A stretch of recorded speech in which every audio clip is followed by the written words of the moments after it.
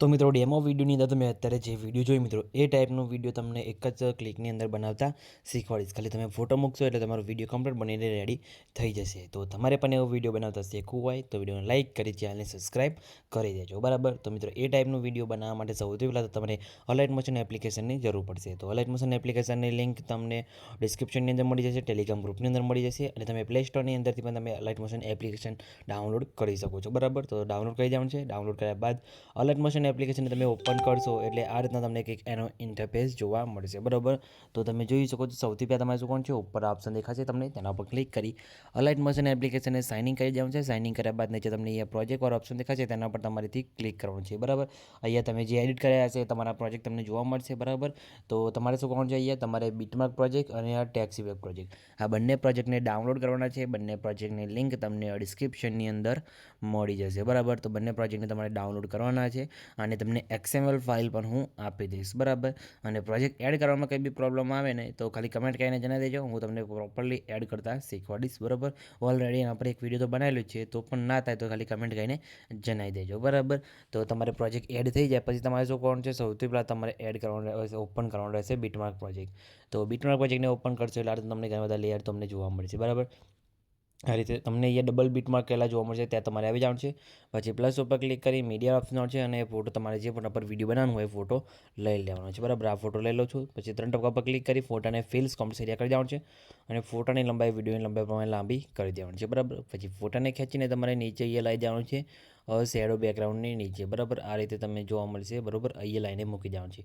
Photo તમારો અહીંયા set થઈ ગયો તમે જોઈ શકો છો. ફોટાની અંદર ઇફેક્ટ પણ લાગી ગઈ, ઇમોજીની અંદર પણ ઓલરેડી અહીંયા આગળ ઇફેક્ટ લગાવેલી છે. બરાબર, ખાલી તમારે શું કરવાનું છે ફોટો મૂકીને તમને આ ટેક્સ લેયર જોવા મળે છે. બરાબર, તમે જોઈ શકો છો આ ટેક્સ લેયર આપેલા છે બધા, એની અંદર ખાલી તમારે ઇફેક્ટ અહીંયા નાખવાની છે. બરાબર, એ ઇફેક્ટ ક્યાં મળશે એ પણ તમને જણાવી દઉં.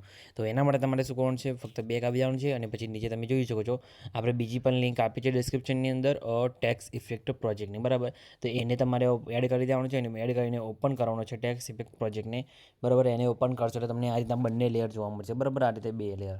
તો તમારે ટેક્સવાળા લેયર ઉપર ક્લિક કરી એના ઇફેક્ટમાં જઈ ત્યાં ઉપર ક્લિક કરી કોપી ઇફેક્ટ કરી દેવાનું છે અને બેક આવી જવાનું છે. બેક આવ્યા બાદ ફરીથી તમારે અહીંયા બીટમાર્ક પ્રોજેક્ટને ઓપન કરી તમારે શું કરવાનું છે જે ટેક્સ લેયર છે મિત્રો. બરાબર, આપણું તમે જોઈ શકો છો અહીંયા ટેક્સ લેયર આપણું આપેલું છે. તો ટેક્સ લેયર ઉપર ક્લિક કરી એના ઇફેક્ટમાં જઈ 3 ટકા ક્લિક કરી પેસ્ટ ઇફેક્ટ કરી દેવાનું છે.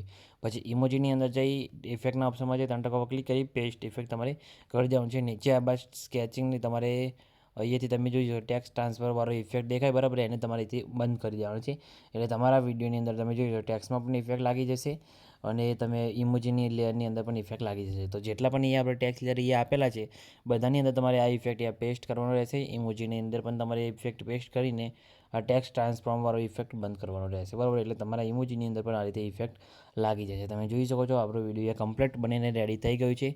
તમે જોઈ શકો છો આ રીતે. બરાબર, તો આવો વિડીયો તમે બનાવી શકો છો એકદમ આસાનીથી.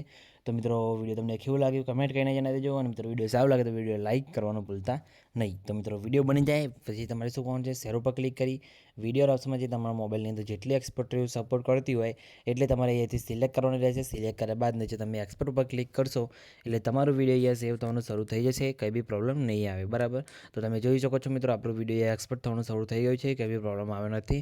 તમારે પણ નહીં આવે તો ખાલી કમેન્ટ કરીને જણાવી દેજો. અને મિત્રો ચેનલ પર નવા હોય અને પહેલી વખત આવ્યા તો પ્લીઝ મિત્રો ચેનલને સબસ્ક્રાઈબ કરવાનું ભૂલતા નહીં. તો મિત્રો મળીએ બીજા વિડીયોની અંદર, ત્યાં સુધી જય માતાજી.